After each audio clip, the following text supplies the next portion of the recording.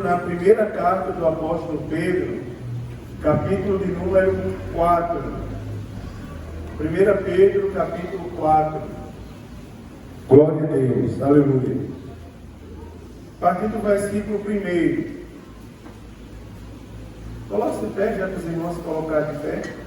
Geralmente eu deixo os irmãos sentados, mas glória a Deus pela vida dos irmãos.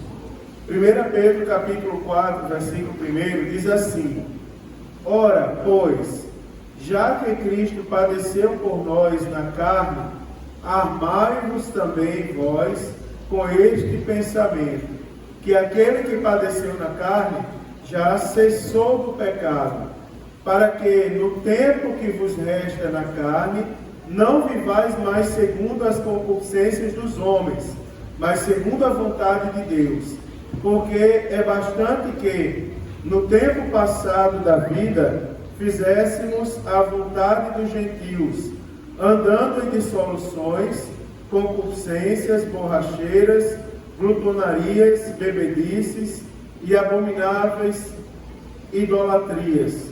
E acham estranho que não correrdes com eles no mesmo desenfreamento de dissolução, blasfemando de vós, os que hão de dar conta ao que está preparado para julgar os vivos e os mortos.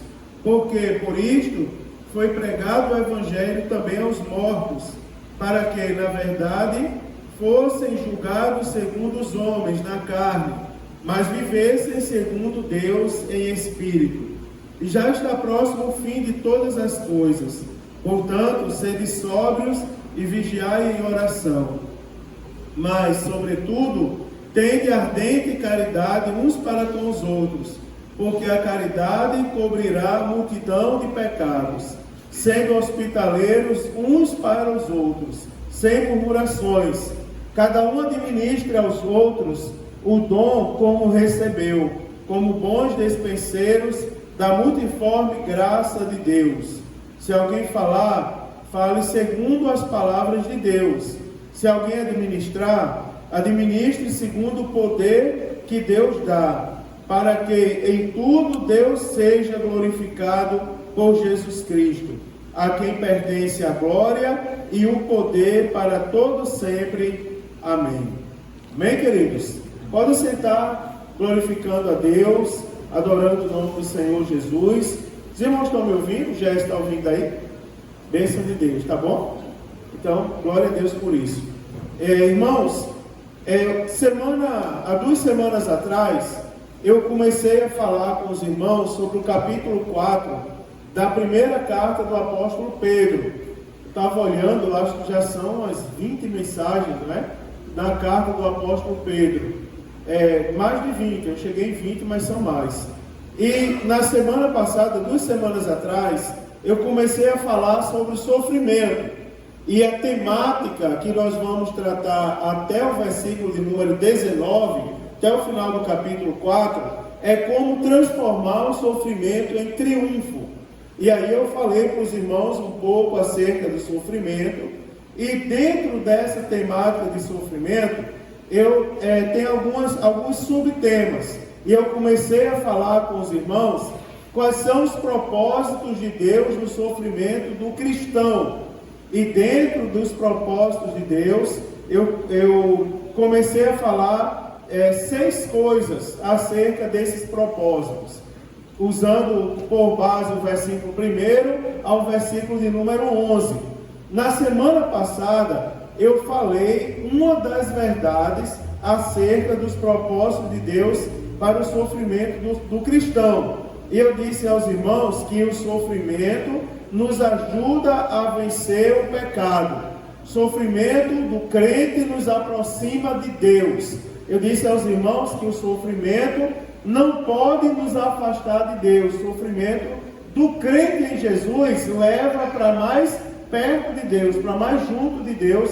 Afinal, Deus é o nosso refúgio e fortaleza e socorro bem presente na hora da tribulação.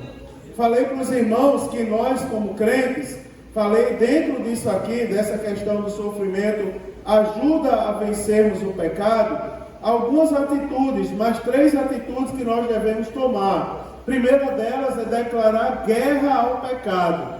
Eu disse aos irmãos que a Bíblia Sagrada, ela diz, ora pois, já que Cristo padeceu por nós na carne, aí a Bíblia diz, armai-vos também vós com este pensamento. E qual o pensamento? Ele diz que aquele que padeceu na carne já cessou do pecado. Então a Bíblia nos incentiva a declararmos guerra ao pecado. É assim, irmãos, quem não é crente não percebe a luta espiritual que vive. Mas quem é crente, a carne contende contra o espírito 24 horas. E aí não é só a nossa carne, nem só o nosso espírito. Tem também as influências externas. Mas nós declaramos guerra. E crente tem uma coisa de louco mesmo para o mundo. Que a Bíblia diz que o Evangelho é loucura para os que perecem. E o crente afirmar ao pecado, não pecado, você não vai me vencer. Não é? Você imagina, eu já vi várias vezes, eu contei aos irmãos, que meu irmão mais velho disse que estava limpando o quintal, e a vizinha dele, líder do círculo de oração, dirigente do círculo de oração, lá na cidade onde ele mora, e ele disse que ela lavando roupa, de repente começou a cantar um pagode. Começou a cantar, vou comprar uma faixa amarela. Aí ele disse que olhou para ela assim como quem diz, essa irmã não é do círculo de oração? Aí ele disse, de repente ela parou de cantar, olhou para ele disse, no pronto som a palavra. Mas ela olhou para ele e disse, está queimado, cão. Ele disse, mas já pensou, a irmã canta o pagode e ainda leva o nome de cão.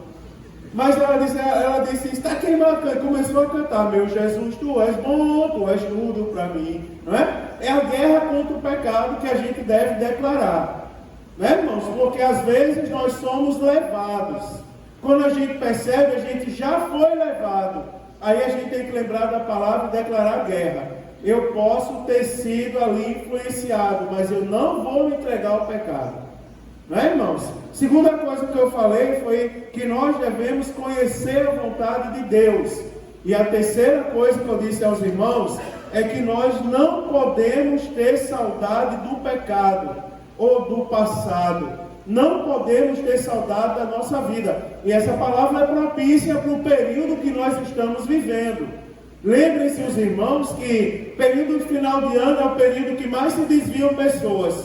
Porque começam a lembrar, no final do ano eu ia para as confraternizações e a Bíblia começa a falar de dissoluções, concupiscências, borracheiras, lembra disso? Orgias, bebedices e abomináveis idolatrias. A Bíblia fala, e tem pessoas que lembram, agora está chegando o período do carnaval, da festa da carne. Joinville não é uma cidade de que tem um carnaval, mas tem um negocinho por aí, tem uns focozinhos, que se não o crente tomar cuidado, ele é levado.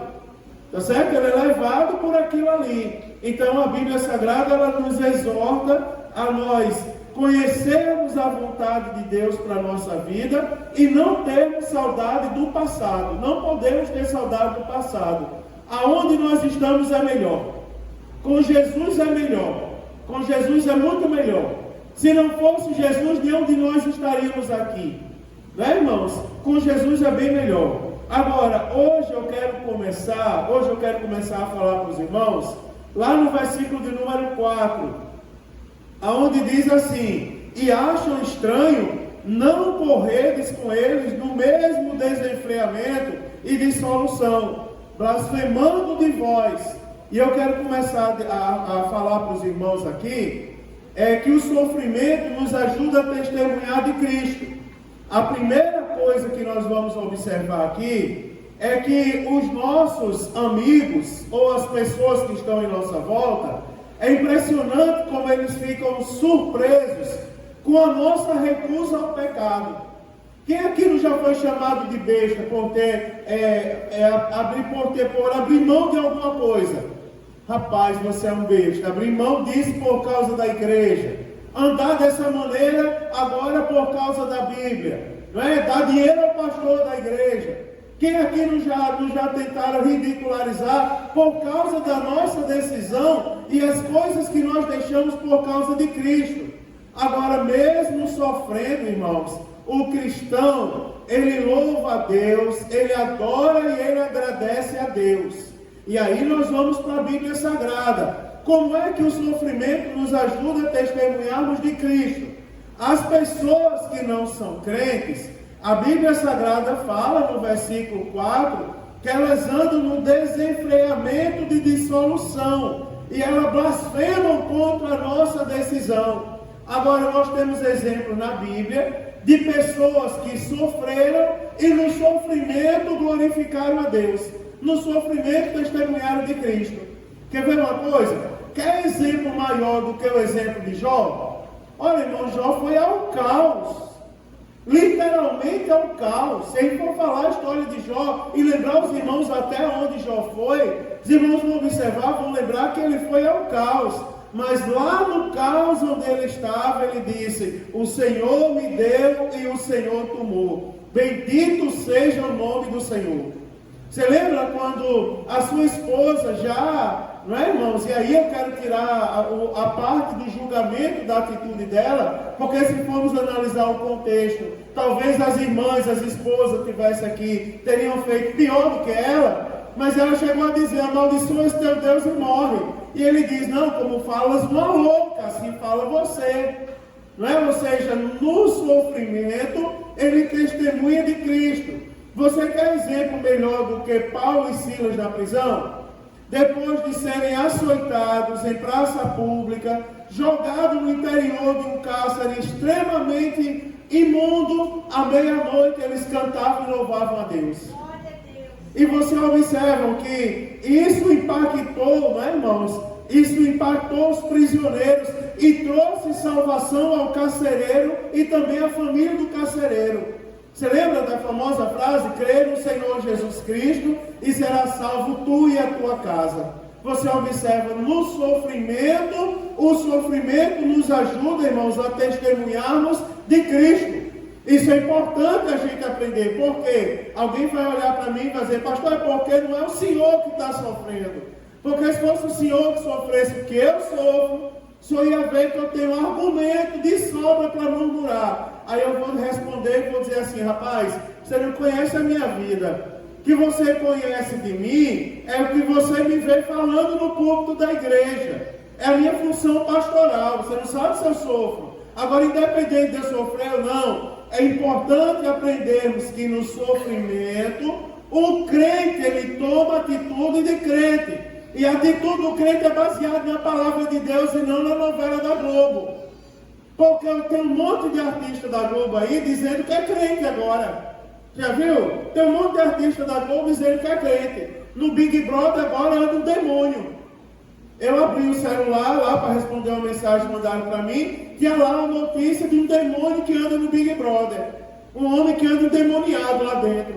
E eu não acredito que, acho que ninguém aqui está assistindo. Eu vi que está lá na rede social. Eu tenho que ver para falar mal depois. Mas tem um demoniado, ninguém vai ver não, meu irmão. Quem vê demônio, isso aí você leva para dentro da sua casa. Mas tem um monte daqueles artistas ali se dizendo que são crentes. Agora, são crentes que não olham a Bíblia. Aí qual é o conselho desse povo? Murmura, você está sofrendo, você tem direito de reclamar. Você tem direito de abrir, rasgar sua boca, rasgar o verbo. Tinha uma época que era assim: pronto, disse, né? Como era, falei, pronto. É um negócio desse, falei e acabou. Era a moda dos artistas. Pastor radical meu irmão, se o assunto é Bíblia, tem que ser. Porque como é que o crente se comporta em meio sofrimento? Olhando para a Bíblia. E o que é que a Bíblia fala para a gente? Jó blasfemou? Não, meu irmão, Jó testemunhou das maravilhas de Cristo. Paulo e Silas, meu irmão, foram humilhados, açoitados em praça pública, jogados num cárcere terrível, extremamente imundo, mas lá no sofrimento, eles oravam e cantavam, meu irmão. Você quer mais? Eu vou falar. Estevão, o primeiro mártir, não é? Acusado injustamente. Você observa, tem um brilho no rosto como se fosse um anjo. E mesmo, irmão, apedrejado até a morte, a Bíblia Sagrada vai falar que Estevão intercede por aquelas pessoas que estavam apedrejando ele. Você vê, isso é um exemplo de crente. A Bíblia Sagrada ensinando a gente a ser crente. Como nós estamos nos comportando no meio do sofrimento? Nós estamos murmurando, irmão? Nós estamos olhando para a Bíblia. Jesus pregado na cruz.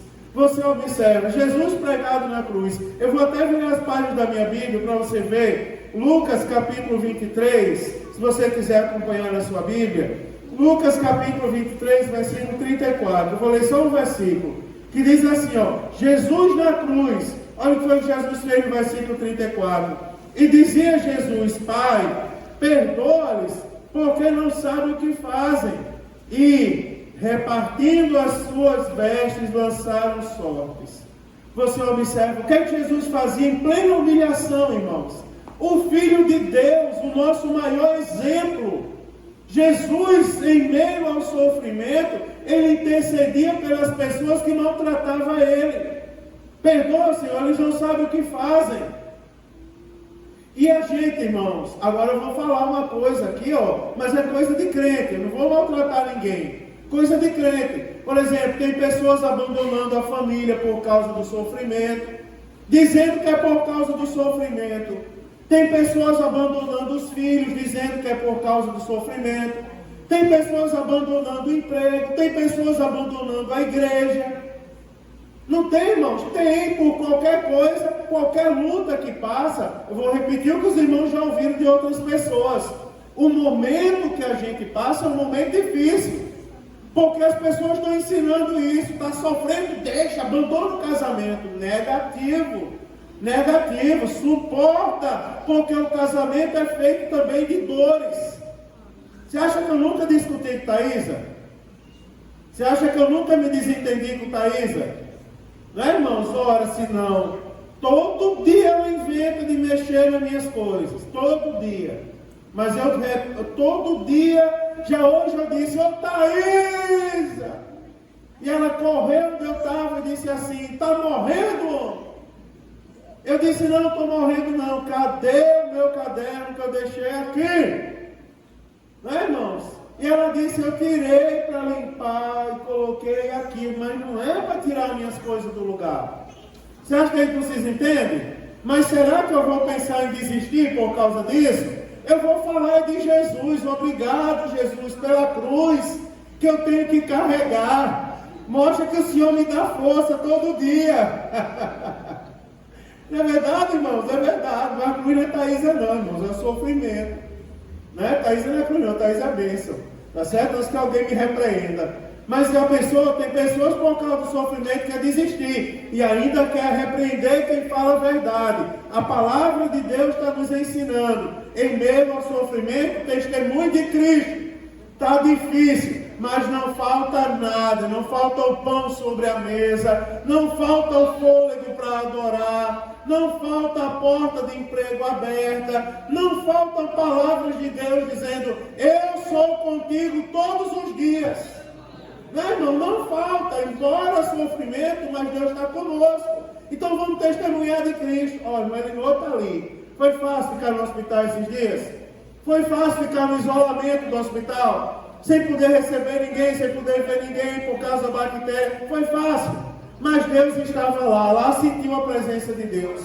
Né? Mandar uma mensagem para o irmão Elinor: não pode entrar, pastor, porque ele está no isolamento. Tá bom, mas eu vou mandar uma mensagem para ele. Como é que está, irmão Elinor? Ele está uma bênção aqui, pastor. Hoje eu ganhei tantas almas para Jesus. Sem poder ter contato com ninguém, mas as pessoas ouviram falar de Jesus no hospital. Ou seja, testemunhou de Cristo, é o que o crente faz no meio do sofrimento, meu irmão. Está lá, está subindo o morro mais do que eu. Não é? O irmão não tem que vir de carro. Não, tem que acostumar o coração a bater normalmente. Não é, irmão? Está mais vivo que eu. Não é verdade? Agora eu vou dentro disso aqui, eu quero falar mais 3 coisas para vocês. Primeiro, o testemunho do crente, ele causa estranheza nos ímpios. O versículo 4 diz: e acham estranho. E algumas, diz assim: e acham estranho não correres com ele no mesmo desenfreamento de dissolução, blasfemando de vós. Outra versão diz assim, eu anotei outra versão que diz: por isso, difamando-os, estranham que vocês não concordem com eles no mesmo excesso de devassidão que eles praticam. Você observa, o testemunho do cristão, ele produz estranheza no ímpio. É importante a gente saber isso, porque sempre vai produzir estranheza no ímpio. Você não pode ficar surpreso. Meu Deus, estão me chamando de estranho. Quantas vezes não já me chamaram de estranho? Né, irmãos? Quantas vezes não já me chamaram? Ora, eu não consigo ser moderno, Fabrício. Alguém tem que me ensinar a ser moderno. Porque eu não consigo. Quem sabe o próprio Deus, quando quiser que eu seja, me ensine. Mas, na minha opinião, o pastor tem que andar com o pastor, falar com o pastor, se vestir com o pastor. Ele não pode se vestir no verão como as pessoas do verão. Quem quiser use sua camiseta, calça sua sandália, ande de calça arrochada, mas o pastor tem que andar de terno e gravata mesmo. Aí uma vez disseram assim a mim: pastor, não pode mais visitar os jovens de terno e gravata, porque eles se sentem ameaçados. Eu disse: só se for da sua igreja, porque os da minha, eles têm o maior orgulho. O pastor está chegando na minha casa para me visitar. Pastor da minha igreja ainda anda como pastor, ainda fala como pastor. Né, irmão? Você já viu como as pessoas têm medo de chegar aqui? Né? Tem medo de pregar na nossa igreja. Por quê? Porque ainda anda como igreja e nos acham estranhos. Alguém teve a ousadia de se levantar de lá e vir aqui me questionar: pastor, por que cantar 4 hinos da harpa? Eu disse: rapaz, porque a gente é crente. Aí disseram: mas isso é estranho. Eu disse: estranho para você que não lê a Bíblia, que anda na impiedade. Sempre vão achar estranho. Não é para ninguém se sentir coitado por causa disso. Ah, pastor, estão me achando estranho, coitado. Não, estão me achando estranho porque você é crente. E você vai continuar crente. O mundo fica chocado porque a gente não participa das condutas reprováveis que eles praticam. Por exemplo, vou dar um exemplo para vocês. O ímpio fala palavrões, o crente não fala. Não é, irmãos? Digam amém. Amém. O ímpio fala palavrões, o crente não fala, não. Por exemplo, o ímpio conta piada imoral, o crente não conta. O ímpio se embriaga, o crente não se embriaga. Vocês tomem cuidado, porque tem pessoas brincando. Hoje um jovem de outra igreja, de outro setor, ligou para mim e disse: pastor, eu quero lhe fazer uma pergunta que eu não tenho coragem de fazer ao meu pastor. Eu disse: diga aí, o que foi que houve?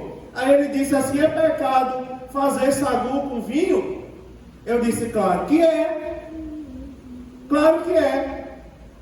E faz com o quê? Pode fazer? Eu disse: pode fazer com suco de uva? Ele disse: pode. Então faça suco de uva, rapaz. Você já pensou que brincadeira? Eu não posso tomar vinho. E me disseram outro dia que porre de vinho é o pior que tem. Eu não sei, porque eu nunca, graças a Deus, nunca me embriaguei com vinho. É onde há contenda. Não é, irmãos? Mas já me disseram que porre de vinho é o pior que tem. Ah, você já pensou? Os crentes dizendo assim: a gente não pode tomar vinho, vamos enganar a igreja, vamos tentar enganar a Bíblia, vamos fazer um sagu com vinho, vamos encher a cara. Ó, irmão, é pecado? Claro que é. Se estava esperando essa resposta, eu dou, chegou o momento de falar. É pecado, é coisa de ímpio. Quem se embriaga é vinho. Você já pensou? O crente leva pregador para almoçar, um monte de crente almoçando, lá no restaurante do Nego. Aí pede o pau no sagu. Aí quando sai tem uma blitz, fica todo no bafômetro. Que vergonha, né, irmão? E a consciência, o bafômetro ainda é coisa pequena. E a consciência desses crentes onde está? Ó, irmão, eu falo isso nas convenções.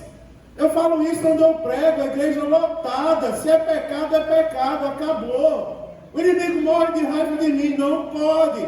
Os ímpios se embriagam, os ímpios contam piada imoral, os ímpios assistem filme pornográfico, os ímpios têm comportamento imoral e para eles a imoralidade faz parte da vida. Agora o crente não. O crente escandaliza o ímpio porque ele não faz parte dessas coisas.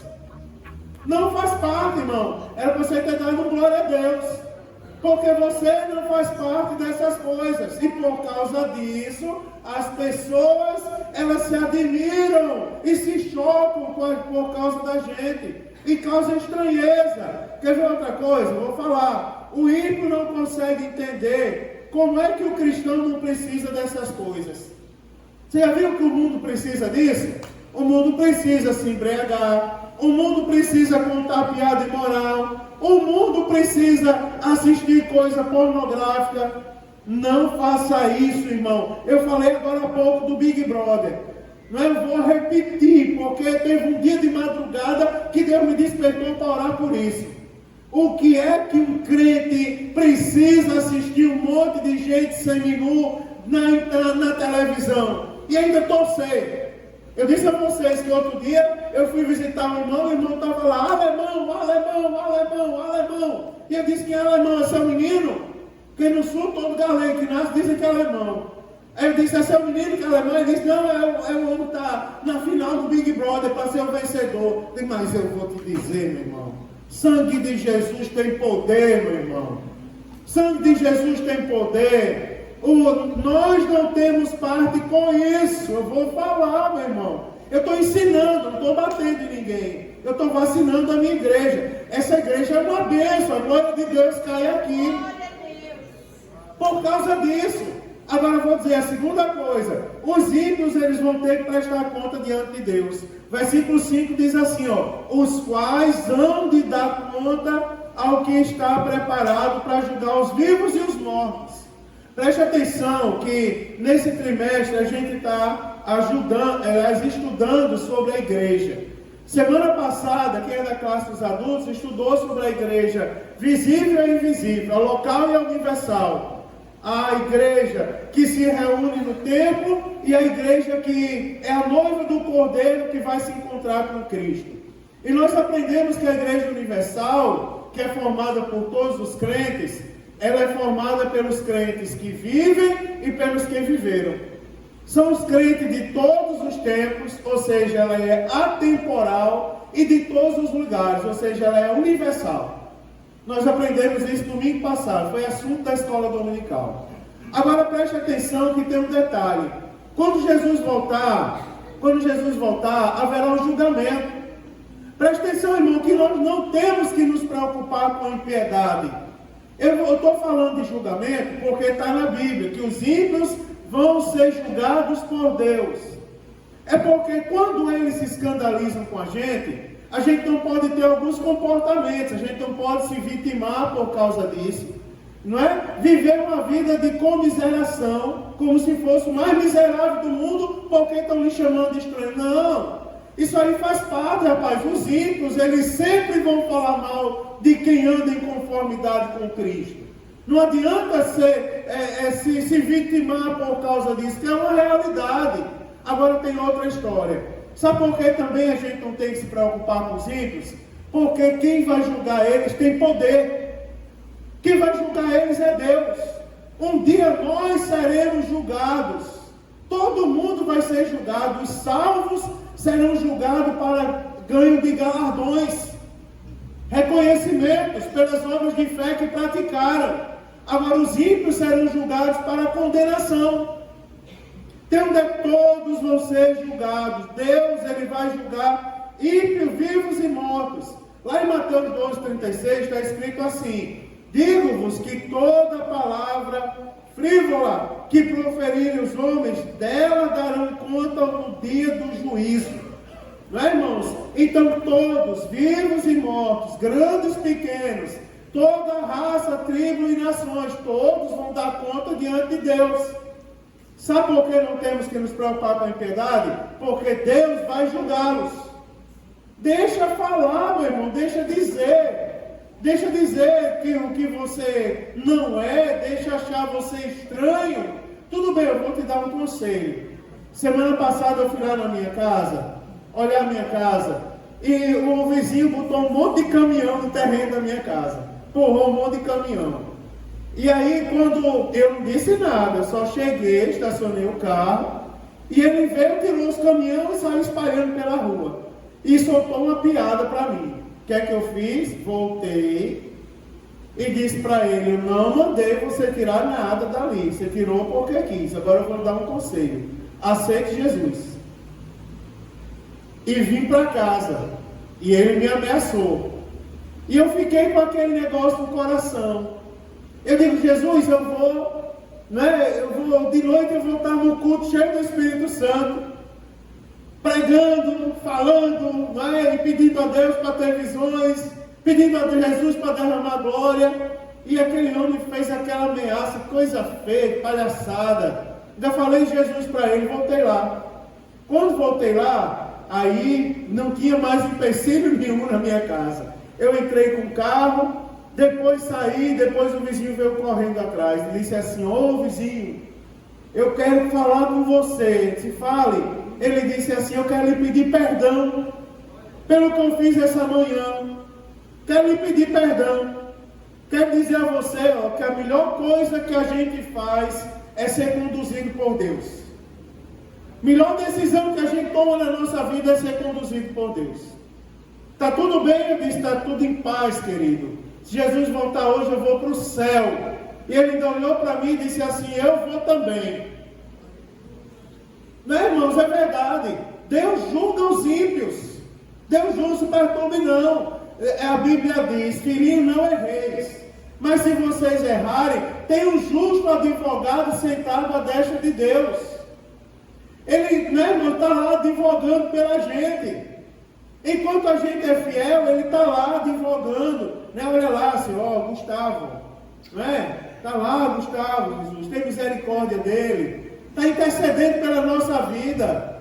Irmão Nathanael? Quantas vezes nos já julgaram suas atitudes? Se preocupe não, Jesus está olhando para o Senhor. E para quem ele apontar um dia, ele vai julgar um dia também.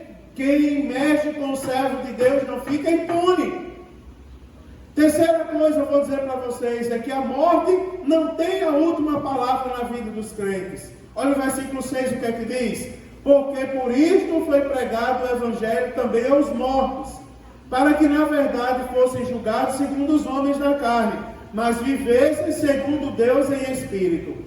Esse versículo aqui, ele é usado por algumas pessoas aí, não é, irmãos? Que pregam sobre o purgatório, A palavra foi pregada aos mortos, ou seja, Jesus foi lá e deu uma segunda chance aos mortos. Se você analisar o contexto, não é nada disso que a Bíblia fala. A Bíblia não fala de nada de purgatório. Quem tem essa esperança, desista. Porque a Bíblia diz assim, porque por isso foi pregado o Evangelho também aos mortos, ou seja, aos que morreram. E os que morreram, a Bíblia diz assim, para que na verdade fosse julgado pelos homens na carne. Ou seja, os que morreram, sofreram nessa vida, como vocês têm que sofrer. Eles foram julgados. O versículo anterior não fala do julgamento dos ímpios? Aí a Bíblia está dizendo que os que morreram também foram julgados pelos ímpios. Eles receberam o julgamento segundo a carne. Mas a Bíblia Sagrada termina dizendo assim, para que fossem julgados segundo os homens na carne, mas vivessem segundo Deus em espírito. Ou seja, padeceram necessidades, sofreram, mas ouviram falar de Deus. Aleluia. E a Bíblia Sagrada diz assim, e quem recebe a Deus vive. Irmãos? Para que vivessem em espírito. Inclusive os que já morreram, sofreram as mesmas coisas que vocês sofrem, mas eles creram no mesmo Deus. E eles podem até ter morrido na carne, mas naquele grande dia, eles vão ressuscitar primeiro, e juntamente com os que estiverem vivos, irão para o céu, para o mesmo céu. Então, irmão, eu quero falar para vocês, a morte não é capaz de parar o crente, de vencer o crente. O sofrimento, a morte do sofrimento, ela não é capaz de parar o crente. O crente, você imagine a situação de Estevão, o primeiro mártir da igreja. Você imagina o diácono Estevão sendo apedrejado. E você imagina a alegria dele em servir a Cristo. Isso aqui é importante para a gente, isso aqui deve fazer nascer no coração da gente aquele sentimento de orgulho que já morreu no coração de muitas pessoas. Pastor, não é pecado ter orgulho? É pecado ter orgulho no sentido de ser soberbo. É aquele orgulho no sentido de soberba. Lidar com o Maicon, olha a qualidade do sapato de Maicon, o meu é couro de dragão de Komodo. E, né, e olhar por cima, o meu orgulho, né? Se eu canto melhor, eu toco melhor que você, rapaz. Eu vou lá me misturar com você. Isso é um orgulho no sentido de prepotente. Deus não se agrada desse. Isso daí vai para o inferno. Agora tem aquele orgulho no sentido de alegria. Uma alegria inexplicável. João, eu tenho orgulho de ser seu irmão em Cristo. Você imagina o pai quando olha para o filho, eu tenho orgulho de ser seu pai. E o filho quando olha para o pai, eu tenho orgulho de ser seu filho. Você imagina, esse orgulho precisa brotar em nosso coração quando a gente escuta essa palavra. Eu tenho orgulho de ser crente. Eu estou sofrendo, mas eu tenho uma alegria inexplicável no meu coração por ser crente. Me apedreje, mas as pedras não vão tirar do meu coração a alegria de ser crente. Fale mal de mim, mas a sua boca, a sua língua maledicente, ela não vai tirar do meu coração a alegria de ser crente. Já pensou, irmão? Esse orgulho precisa brotar no coração da gente de novo. Olha, eu vou dizer para vocês, traçar um cenário aqui, para eu passar para o terceiro ponto, eu ainda tenho 15 minutos. Olha para mim para dizer uma coisa. Qual é o cenário atual? O cenário é o seguinte. Olha, eu fui evangelizar ali, e alguém passou e pegou o folheto e jogou no chão. Não vou mais evangelizar não, que eu estou com uma vergonha danada. Com vergonha de ser crente? Eu fui dar a paz do Senhor e alguém riu de mim. Eu não vou mais dar a paz do Senhor, senão o povo ri. Agora é que você tem que dar, homem, paz do Senhor. Já pensou? Eu não vou mais levar a Bíblia para a igreja não. Porque eu estava andando com a Bíblia e me ridicularizaram. Agora é que eu vou andar com a Bíblia, eu não vou mais orar não. Agora que eu vou orar. Você está entendendo, irmão? É ter orgulho de ser crente. Você já viu aqueles irmãozinhos mais antigos, que dá gosto de você olhar eles? Né? Dá gosto de você olhar a maneira como eles se comportam. Por exemplo, ele está lá sofrendo, mas diz, é no lado de Jesus. Aleluia. É no lado de Jesus. A irmãzinha está lá, o marido é ruim, feito a peste, mas ela diz, mas Jesus é melhor. Jesus pode converter ele, é no lado de Jesus. E quando chega na igreja, Deus usa ela. E a gente diz, como pode Deus usar essa irmã? Se ela é massacrada em casa. Mas ela não abre mão. Eu sou massacrado em casa, mas o massacre que eu sofro em casa não é capaz de tirar a presença de Jesus do meu coração. Isso aqui tem que fazer nascer no nosso coração o sentimento de ser orgulhoso por ser crente. Tem orgulho de ser crente, irmão. Tem orgulho de ser crente. Tem orgulho de ser crente. Diga isso em alto e bom som. Se você puder, aonde você passar. Eu tenho orgulho de ser crente em Jesus. Tenho orgulho de ser crente em Jesus. Um dia eu vou morar no céu, meu irmão. E eu quero lhe convidar para ir também. Convida as pessoas que estão em tua volta. Eu tenho orgulho de ser crente. Às vezes o inimigo está assim, ó, tampando a boca. E dizendo, não vai dizer, não vai dizer. Não sei se tem alguém aqui essa noite assim, que está sendo oprimido pelo adversário. Ele está tampando a boca, dizendo, você não vai falar, você não vai falar. Eu quero lhe dizer que Deus está lhe dando força essa noite. De você dizer, eu tenho orgulho de ser crente. E o laço do inferno ser quebrado essa noite. Eu tenho orgulho de ser crente em Jesus. Quando a gente diz isso, eu vou dizer uma coisa para você. Cai por terra toda a artimanha do adversário. Vai embora o palavrão. Vai embora, meu irmão, os vícios. Vai embora a incredulidade. Vai embora, meu irmão, as brigaiadas em casa. Vai embora a corrupção. Vai embora tudo. Você lembra na Bíblia uma coisa interessante? O pastor está exagerando, não estou. Eu estou falando só a Bíblia. Não é, irmãos? Eu não vou dizer que vocês vão bailar no céu. Quem acha que vai bailar no céu tem isso na cabeça. Não diz isso na Bíblia em lugar nenhum que ninguém vai bailar no céu. Isso aí foi uma infelicidade muito grande. Agora vamos falar uma coisa que tem no céu, que tem na Bíblia Sagrada. Né? Eu estou falando de ter orgulho de ser crente. A Bíblia diz que tinha uma mulher na Bíblia que era curvada. Você já leu essa história? Tinha uma mulher curvada. Aí a Bíblia não diz que Jesus chegou e curou ela da coluna, não. A Bíblia diz que Jesus chegou e expulsou os demônios da vida dela. E quando ele expulsou os demônios, aí diz que a mulher ficou sã. A mulher estava curvada por causa da opressão maligna. E eu quero dizer, eu não sei a quem que eu estou dizendo isso, mas se estiver aqui, receba em nome de Jesus.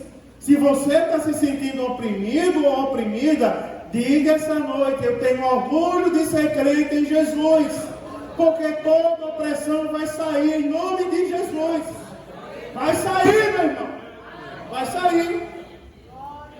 A gente precisa proferir. É uma luta para que a gente não diga glória a Deus, para que a gente não diga aleluia, para que a gente não diga louvado seja o nome do Senhor. Há uma luta. Você acha que é fácil fazer a obra de Deus? Acha que é fácil louvar a Deus, tocar esse instrumento? Porque tem a técnica, não é? Que faz com que a gente saiba tocar. E tem a guerra espiritual, que diz assim: não vale a pena sentar ali para tocar o instrumento. Ora, não vale.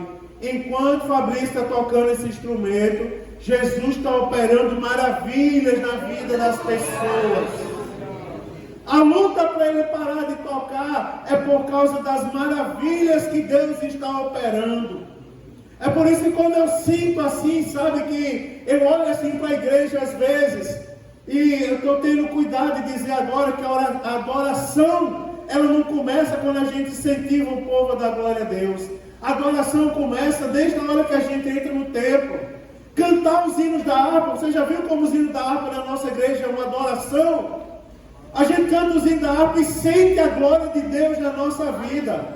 A luta é para que você não cante mais, né, irmãos? A luta é para que você não cante mais, mas está lá no hino 225, não é? Ser valente, pelejando por Jesus, ser valente, nunca rejeitando a cruz, firme sempre no amor, com indômito valor, cheio do Consolador, ser valente. Está lá, ser valente, Jesus está dizendo: abra a boca e diga: tenho orgulho de ser crente, vou morar no céu, glória a Deus, aleluia, louvado seja o nome do Senhor. Não, irmão, mas tua voz é feia, mas eu vou morar no céu e tenho orgulho disso, meu irmão, em nome de Jesus. Aleluia. Terceira coisa que eu quero falar para os irmãos hoje. Terceira coisa, eu vou terminar no horário. 5 minutos, só a introdução. Eu quero falar o versículo de número 7. Olha o versículo de número 7 que diz assim: e já está próximo o fim de todas as coisas. Portanto, sede sóbrios e vigiai em oração. Você vai observar uma coisa interessante. Se você olhar a Bíblia Sagrada, os crentes da primeira igreja, eles viviam ansiosos pela volta de Jesus Cristo. Os crentes, se você lê a Bíblia, vocês são leitores da Bíblia juntamente comigo, você vai ver que os cristãos primitivos, eles viviam com essa esperança. Eles viviam na esperança de que Jesus ia voltar. O apóstolo Paulo, quando escreve aos Tessalonicenses, ele diz assim: porque acerca dessas coisas eu não quero que vocês... Que vai para aí, 1 Tessalonicenses, primeira carta do apóstolo Paulo aos Tessalonicenses. Para vocês lerem comigo aí o que é que o apóstolo Paulo fala. 1 Tessalonicenses, capítulo 4, versículo de número 13. Diz assim a palavra de Deus, 1 Tessalonicenses 4:13. Diz: não quero, porém, irmãos, que sejais ignorantes acerca dos que já dormem. Preste atenção uma coisa: ignorante é aquele que não tem sabedoria, que faz as coisas sem saber o que está fazendo. Aí o apóstolo Paulo diz: eu não quero que vocês sejam ignorantes, ou seja, desprovidos de sabedoria acerca dos que já dormem. Aí ele diz assim: para que não vos entristeçais como os demais que não têm esperança. Você observa o que o apóstolo Paulo está dizendo? Sabe qual é o motivo da tristeza? É a ignorância. Como eles não sabem o que acontece com os que já dormem, aí ele diz assim, aí eles se entristecem. Aí o apóstolo Paulo diz: eu não quero que vocês sejam ignorantes, para que vocês não se entristeçam como os demais que não têm esperança. Ele fala de esperança. Olha o que o apóstolo Paulo tinha no coração naquela época: esperança. Esperança. Será, irmão, que nós temos esperança ainda? Nós cremos na promessa de Deus, na bênção de Deus sobre a nossa vida? Será que nós temos esperança na segunda volta de Jesus Cristo? Não é, irmãos? Aí o apóstolo Paulo vai dizer: porque se cremos, Quando ele diz se cremos, ele está falando na terceira pessoa do plural, nós cremos. Ele se inclui, nós cremos. Aí ele diz, se cremos que Jesus morreu e ressuscitou, assim também aos que já dormem em Jesus, dorme Deus, aliás, assim também aos que em Jesus dormem, Deus os tornará a trazer com ele. Aí ele diz, dizemos-vos, pois, isto pela palavra do Senhor, que nós, os que ficarmos vivos. Pare aqui e pense comigo um detalhe. Quando o apóstolo Paulo diz assim, nós, os que ficarmos vivos, você observa que o apóstolo Paulo não esperava morrer, não. Você concorda comigo? O apóstolo Paulo não esperava morrer, não. E eu vou falar uma coisa mais, Eduardo. Na época que essa carta foi escrita, a carta do apóstolo Paulo aos Tessalonicenses é a mais antiga carta que o apóstolo Paulo escreveu. Na época que essa carta foi escrita, o Novo Testamento ainda não era Novo Testamento. Ainda não era formado como Novo Testamento. Quando ele diz assim, digo-vos pela palavra, ele está fazendo menção ao Antigo Testamento. É que nem quando ele fala com Timóteo, toda a escritura divinamente inspirada é proveitosa. Ele não está fazendo menção ao Novo Testamento, que o Novo Testamento ainda não era organizado como o Novo Testamento. Mesmo sem ter o Novo Testamento, você observa o que ele passava na cabeça do apóstolo Paulo, Maicon. Ele vivia como se Jesus fosse voltar agora. Porque ele diz assim, nós o que estivermos vivos. Ou seja, ele não pensava que ele ia morrer. Os que morreram vão ressuscitar. E juntamente com nós os que estamos vivos, não vamos preceder eles. Nós não vamos para o céu primeiro que eles. Irmãos, essa mesma esperança tem que estar em nosso coração. Nós temos que esperar Jesus hoje. Agora, a gente não pode viver, você vai observar no versículo de número 7, ele diz, e já está próximo o fim de todas as coisas. O apóstolo Pedro esperava Jesus para ontem. E nós, irmãos, estamos esperando Jesus para quando? Eu vou pecar mais um pouquinho, porque Jesus vai demorar ainda um pouquinho, porque desde a época do meu avô, isso é conversa de pessoas que não têm Deus. Quem tem Deus pela palavra, nós esperamos Jesus agora. Nós esperamos a trombeta tocar agora. Mas pastor, se eu estiver todo errado, eu vou ficar? Irmão, olha, se eu fosse você, porque quando eu falo essa palavra, alguém perguntou uma vez, pastor, o senhor fica nervoso quando prega ali? Olha minha mão. Dá para ver aí, Fabrício? Se está tremendo ou não está? Minhas pernas, irmão, não estão vendo tremer aqui, porque a calça engana. Sabe por que essa palavra gera temor? Sabe o que é que vem à cabeça agora? Nessa história de esperar Jesus para agora, Senhor, perdoa meus pecados. Se houver algo em mim que impeça que eu vá morar no céu, agora, Senhor, me livra desses pecados. Alguém disse para mim, eu fui chamar a atenção de alguém, disse, meu irmão, você já prestou atenção, quantos cultos de ensino você faltou do ano passado para cá? Daí ele disse assim, pastor, eu vou faltar hoje de novo, porque eu pequei, e eu vou ficar em casa de joelho, orando. Você não vai conseguir orar. Você vai pecar mais ainda. Sabe onde é que você vai conseguir ser liberto, meu irmão? É na casa de, sabe o que é que quer que você fique em casa? Sem ouvir essas coisas que está sendo dita hoje. Quem quer o outro lado? Você quer saber a vontade de Deus qual é? É que nós estejamos sentados, ouvindo a palavra dEle. E tomando conhecimento, sendo lembrados que Ele pode voltar agora. E quando a gente é lembrado que Ele pode voltar agora, a gente tem que lembrar de dizer, Senhor, se houver alguma coisa na minha vida que me impeça aí, me liberta agora, nesse momento. Não é, irmão? Não pode ficar de conversa fiada. Eu não tenho condições de ser liberto. Não, você tem agora. Jesus pode colocar um ponto final no que impede você ir morar no céu agora. Nesse momento, meu irmão, em nome de Jesus. Em nome de Jesus. Quer ver uma coisa? Porque está próximo o fim de todas as coisas. Aí eu vou terminar, porque a Bíblia ela diz assim, ó, portanto, sede sóbrios. Irmãos, a sobriedade, ela se contrapõe à ebriedade. E a ebriedade, ela está diretamente ligada, a embriaguez está diretamente ligada à falta de conhecimento da palavra. Pensa uma coisa feia é um cristão que não conhece a Bíblia. Pensa uma coisa feia é uma igreja que a Bíblia não é ensinada, ela vira numa bagunça. Vira na bagunça, vira no furdunço. É tudo menos igreja. É crente brigando, é gente mandando os outros se calar no meio da mensagem, é uma baderna, é uma baixaria. Agora nós temos que andar em sobriedade. Porque quem diz que é usado pelo Espírito de Deus e não se controla, o Espírito de Deus ele causa descontrole em alguém. Eu sou batizado no Espírito Santo. Você é batizado no Espírito Santo? Você é descontrolado? Será que o Espírito Santo segura meu braço aqui, Samuel, segura aqui meu braço que ele está descontrolado? Isso não é do Espírito Santo de Deus. O apóstolo Paulo, quando ele vai falar, ele diz assim, olha, cada um profetize de uma vez. E se não houver quem interprete, né, irmão, fale para você mesmo, porque que edificação trará?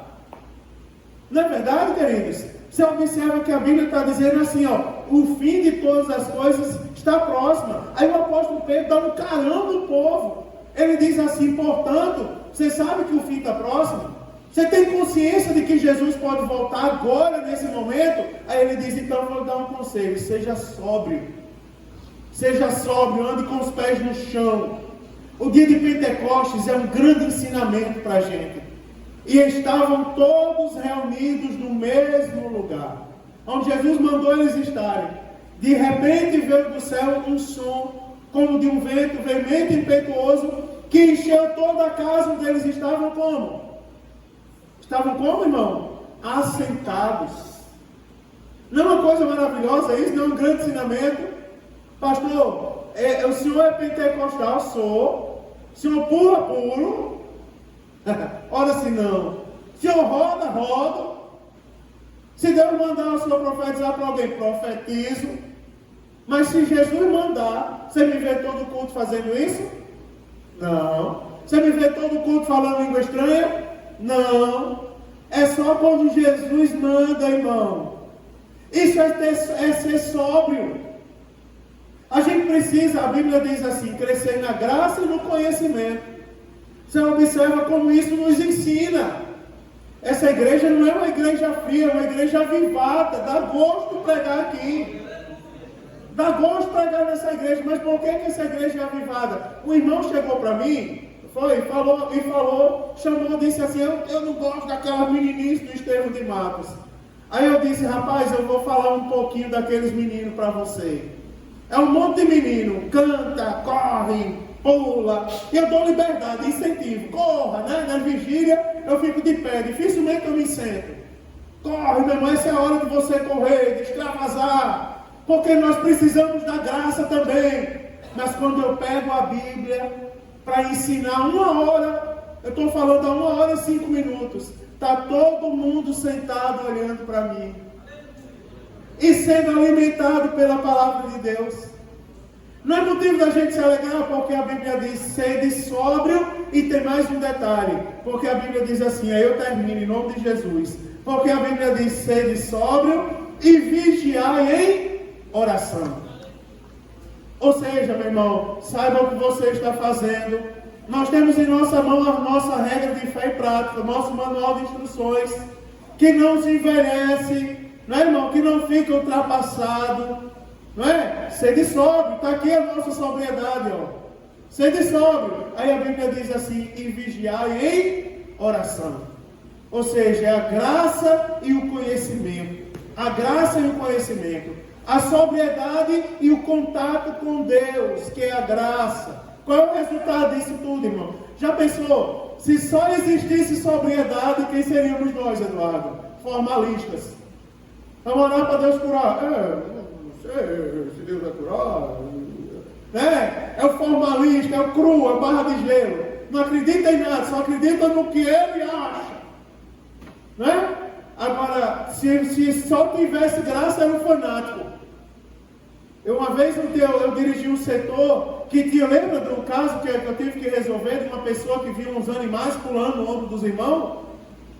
Ou tinha um rapaz que viu um macaco pulando no ombro dos irmãos, um leão. Eu digo, rapaz, repreende esse demônio da sua vida, rapaz. Em nome de Jesus. Tinha a visão do leão, do macaco. Só tem graça. Já viu aquelas pessoas que vivem no monte? Estou criticando quem vai para o monte. Mas a minha vida é um monte. Né? Monte não sei de quê. Porque eu vou falar uma coisa para você, porque é fanático. Muita graça sem conhecimento gera fanatismo. Quantas pessoas já marcaram a volta de Jesus? Quantas pessoas já se mataram?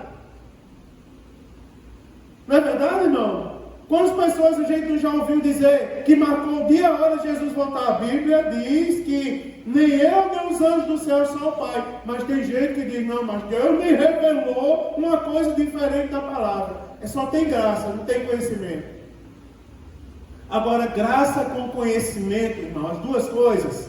É por isso que a Bíblia diz, sejam sóbrios, o fim é chegado. E o fim, meu irmão, é chegado não é por desequilibrado.